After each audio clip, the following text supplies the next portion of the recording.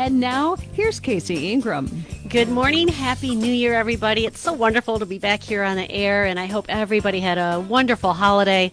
And we're all geared up and have those New Year's resolutions and see what happens with them. But wanted to start out this year with a couple great shows. First one, I'm going to have a repeat guest, both of my repeat guests, actually. The first one is a film producer who you may remember was somebody that kind of left Hollywood because it became so liberally focused. They just wanted to provide great movies and great shows that are family-oriented and not blacklist conservative actors. And that will be Nik Tizekker. He'll be on the phone with me in just a second. And the second guest, I'm so excited, folks. We have a new sheriff in Martin County. We are going to have Sheriff Budenseek in the studio, and this will be his first time as sheriff. Of course, he's been here before, but so exciting, and what a wonderful swearing in yesterday. So Nik Tizekker has been working as a director and producer for over 15 years. He founded Tizaster Productions in 2005, a company which has become known for taking clients' ideas and initiatives and turning them into art in motion. Nik has a wide range of experience specializing in film and music videos. Nik has shot videos for dozens of artists, including Kaya Jones, Crazy Bone, Brandon Burnett, and Leah Turner. Most recently, he's teamed up with Rock and Roll Hall of Fame inductee and Journey member Jonathan Cain for music, video, and album design work. Ooh, that sounds like fun. Nik's excellence behind the camera, intuition for storytelling, and his heart for others in everyday life sets him apart in the highly saturated entertainment industry. His enthusiasm for the work and skills behind the camera come together in a down-to-earth combination of heart and hard work without ever losing the human connection. Nik's biggest influence has always been director-producer J.J. Abrams. I really like his style of storytelling, says Nik. The way he portrays his stories through the art of filmmaking just blows my mind. Meeting Mr. Abrams was one of the best days of his life, and Nik aspires to work with him one day. Today, Nik is on the line. He is calling in about a film he is just releasing, Butch Cassidy's Forgotten Outlaw. How are you doing today, Nik? I'm doing great. How are you? Great, Nik. Appreciate you calling in. I know it's a little bit early out where you're at, but it's not a problem at all. Oh, this is going to be a lot of fun, and I'm going to start out playing the trailer to your film that you're just releasing. Again, it's Butch Cassidy's Forgotten Outlaw, and then let's talk all about it and find out where folks can watch it and why you made this film. So if you could, go ahead and play that clip.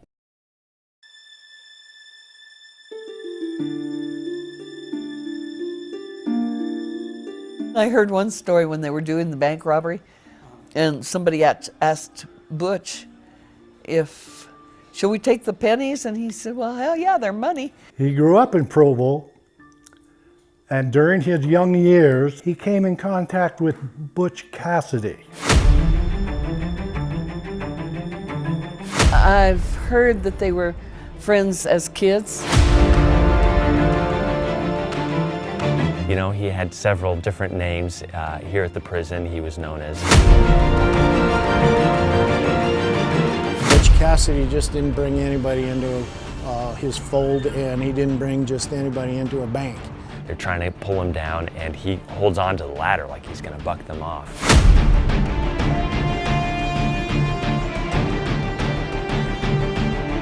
And it's funny, too, with Butch Cassidy, he didn't die in Bolivia. While Bob was incarcerated, he figured out a way to escape. Darts through the front tunnel. Guards in the tower are immediately, they spot him wearing his striped uniform. And that rifle is serviceable. My name's Gail Meeks. My name is Gene Meeks. My name's Floyd Meeks. I am his great-great-great-nephew. He's my great uncle. I'm a great nephew of Bub Meeks. And he rode with Butch Cassidy.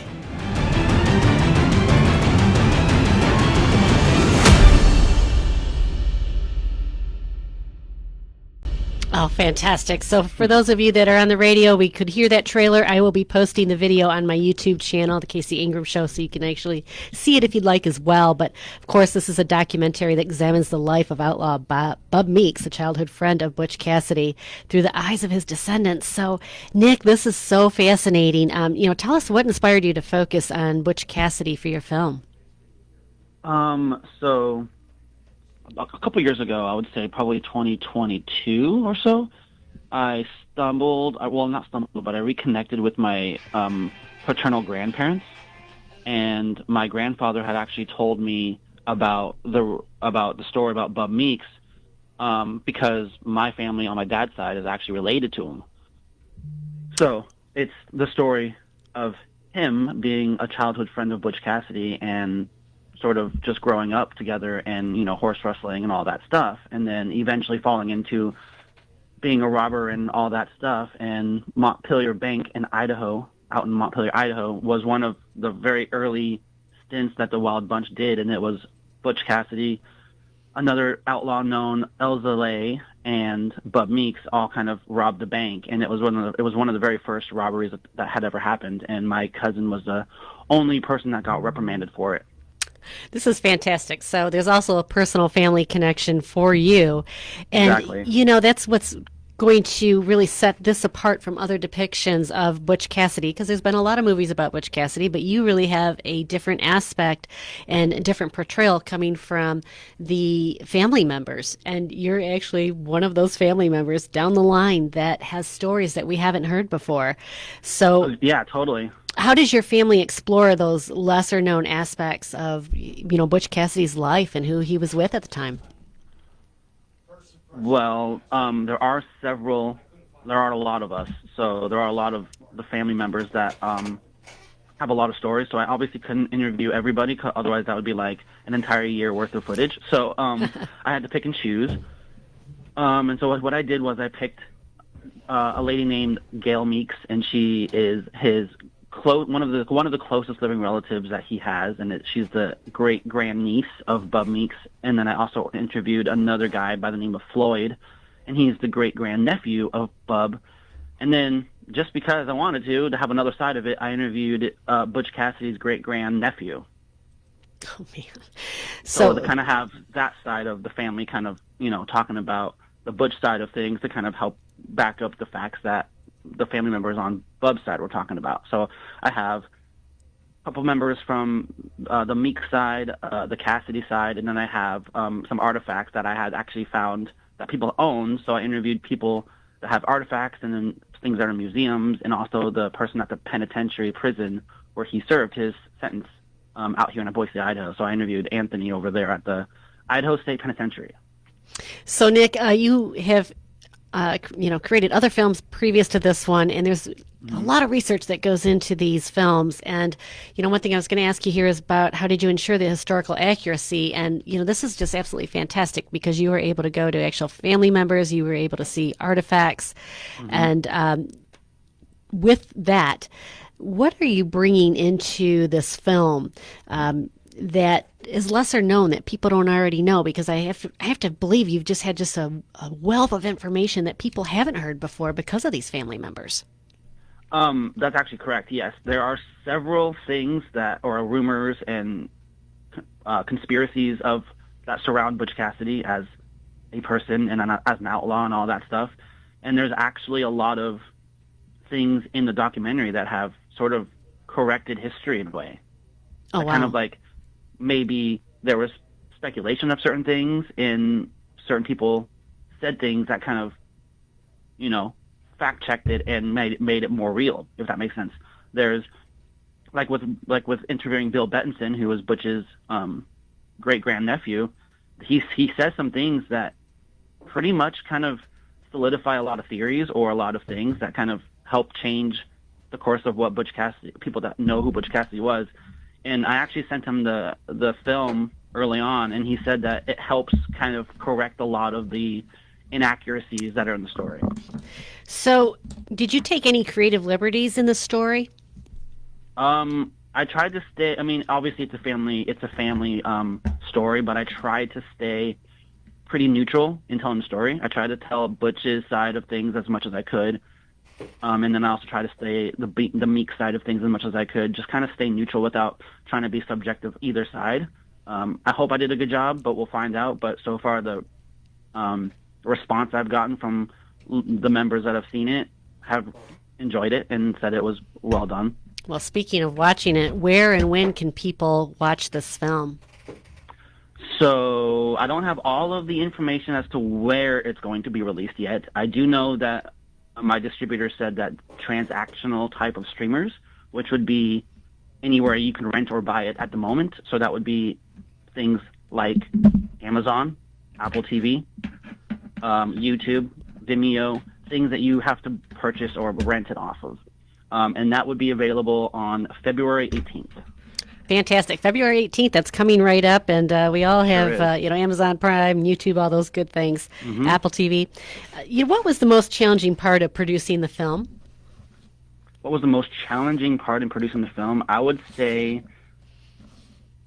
scheduling everything, because I wanted to try to shoot everything, because I had to drive all over the place to go get these interviews, and not everybody lives in the same spot. So I think one of the hardest part was just scheduling everybody to get everybody's interview and still have the time to get everyone's interviews, and not just do, I did mostly everything on a weekend. Wow. So I drove out a Friday, and I did a Saturday, Sunday type of thing, and drove home on Sunday.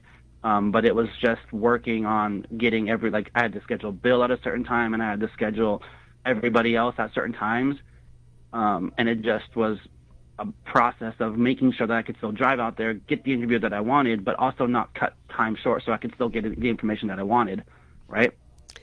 Nik is absolutely, folks, if you watch his work, he is a very talented producer and director. And Nik, you actually put a lot of time into this, because I remember you started speaking to me or telling me about this idea you had. I mean, it's been a few years ago.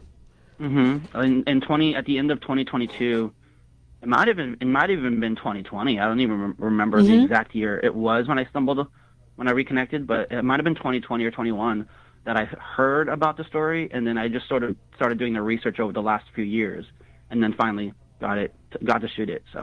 So were there any unexpected discoveries or moments during the production that kind of shaped the final film and said, wait, I wasn't expecting this, we got to add this or change this? There was definitely some things that people said that shocked me, and that would, when I was shooting interviews, there were things that people had said, and I was like, oh my gosh, that's history-changing stuff, or whoa, this the history books are different, and you know what I mean, like things that people would say, or it would shock you that I saw. Yeah, if it was something different than we've always heard, because like I said, there's a lot of different Butch Cassidy films that have been out there. So for you to come in and research and speak with the actual relatives, and I'm sure to find out something that wasn't quite accurate, which a lot of films, they try to make something salacious and exciting, so they take those liberties and change history a little bit, where you're right. For you, Nik, you focused on telling it as honest or as accurate as it could possibly be. Absolutely. And you heard in the trailer, the older lady, that's Gail Meeks. That's one of the oldest living relatives that's closest to him. She says in the trailer, Butch Cassidy didn't die in Bolivia. She says it in the trailer. Incredible. And so but she also expands on that in that scene, in that part of it. She expands on why and how that's more so realistic than him dying in Bolivia. So, excuse wow. me. So I think it's stuff like that I have, and there's other things that Bill has also said, and other things that other people have said that I have on camera saying certain history-changing facts or details. Well, I cannot wait for this film to come out and be able to watch it and hear what you're talking about. And again, it's called The Butch Cassidy's Forgotten Outlaw. And I know you don't want to give too much away because folks need to watch the film, but can you share any memorable stories from the set that might be a little bit fun for the listeners? I think one of the fun things that I got to enjoy was just hearing everyone's stories and then being able to kind of see the artifacts of, for instance, Floyd Meeks, who's his great-grand nephew. I went and interviewed him, and he actually has the saddle that Bub owned when he rode with Butch Cassidy. So I actually went and saw that and got to film it and everything.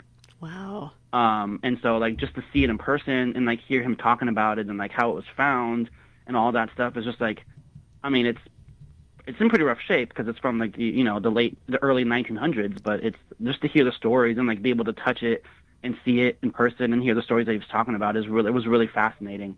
Incredible that it still belongs to some of the family members too. So right, and he even explains why it's in the family and why he wanted to keep it in the family. He talks about it all. It's really fascinating. So, folks, there's, like I said, there's a lot of Butch Cassidy movies out there, but this one is going to give you some information you never heard of or seen before, and that's what's so exciting about it. And, Nik, you really took an undertaking here to try and reach some of the relatives, and it took a lot of time and a lot of research. Nik, why do you think the Butch Cassidy story still resonates after all these years with audiences today? I would say because it's funny because I actually get that question a lot as to why the story is relevant or something like that. I would say because of the mystery and like the folklore behind it all. Like people don't know everything, and people love like the Old West and history and all that stuff. And I just think because of the fact he's such a mystery and like the whole Bolivia conspiracy and all that stuff just sort of draws people's attention. And I just really find that people connect with old history because that's what America was back in the day. And I just think that people connect with it a lot more and really find any more details of the Old West or Butch Cassidy or anything that's like exciting like that. I think people really draw to it. I don't know if that answers the question properly, but I do think people... No, it does. And I agree with you, Nik. People, I think... you see some of the shows that are on now, Yellowstone's one where people are really resonating with what it used to be like, back in the Old West. And 1883 was probably a little bit better for that series to resonate in a time frame where people were on horses and there was outlaws and, rough, tough sheriffs and all this stuff. So very exciting to get a little bit more in depth with Butch Cassidy. What do you hope that viewers take away from this film? Just what do I think people take away from this film? I think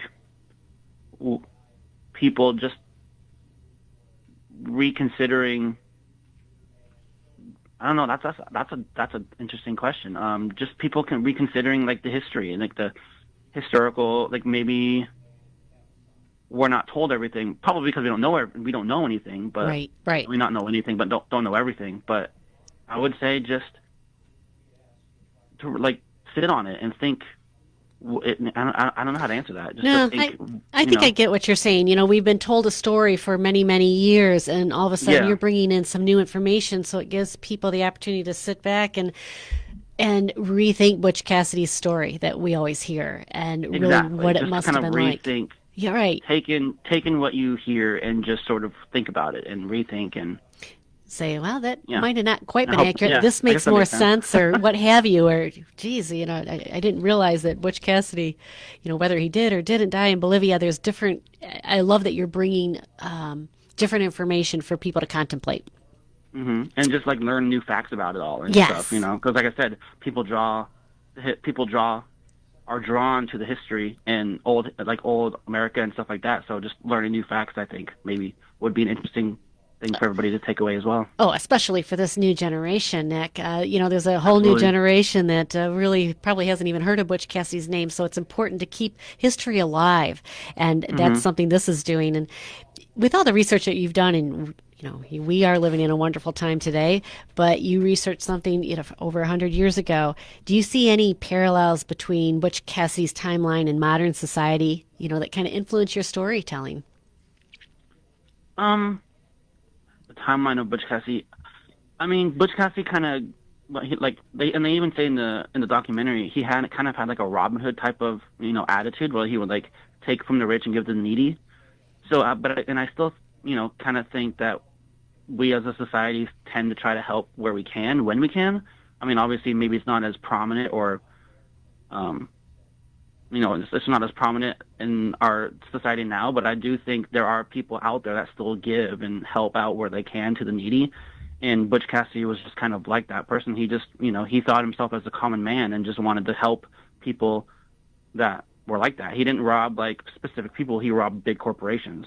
So what can you tell us a little bit about, Bub Meeks? That's something that we don't hear a lot about who he was writing with, because he's the big name. So, is there something you can share about the Meeks family? You spoke a lot with these folks, and what's some interesting tidbit you can share with us? Just that they were childhood friends and they met, and Bub and Butch, like I said, met as children, and they worked on farms together, and just like the fact that he was loyal to a friend that he had.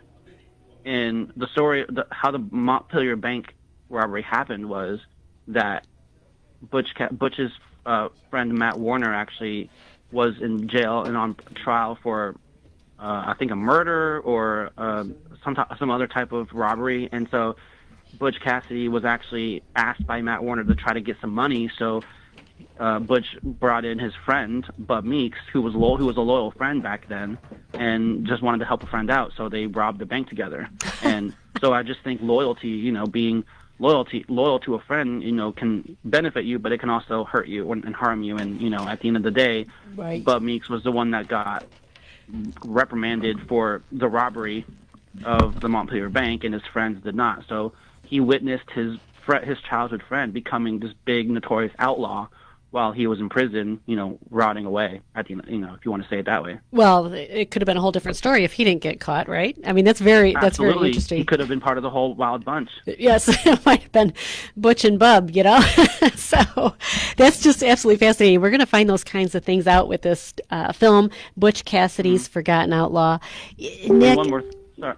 Oh, sorry. Go ahead. go ahead. I was going to say, how is your experience on this film different from your previous projects? Because this is very different from your previous film that I watched. And that was a young man that was just traversing. I can't remember how many miles, but it was days upon days, and 458 miles or something like that. 468 miles. Yeah. What was the name of that again? I should have that. Free Outside. Yes, Free Outside. Amazing story.